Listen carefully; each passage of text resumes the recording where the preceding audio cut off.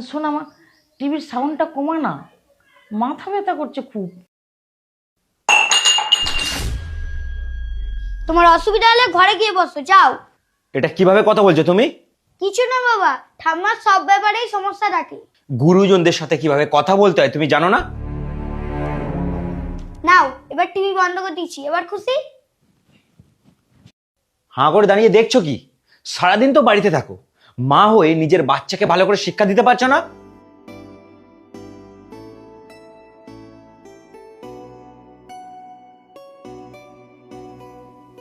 পবিত্র, তুমি কখন আসবে? রাত 1টা বাজে, সকালে মেয়েটার স্কুল আছে। আমার 1 ঘন্টা সময় লাগবে, আমি বলে দিলাম। ঠিক আছে, আমাকে সকালে 5টায় উঠতে হবে, আর তোমার খাবার টেবিলে রাখা আছে, তুমি এসে খেয়ে নিও। কি? ঘুমিয়ে পড়বে মানে?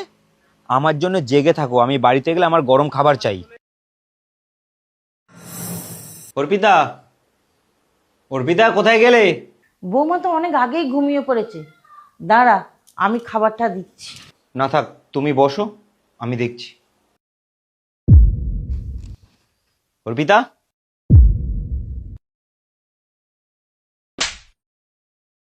বিয়ের 10টা বছর হয়ে গেল, বাড়িতে বাচ্চা সামলানো আর খাবার বানানো ছাড়া কি করেছো তুমি?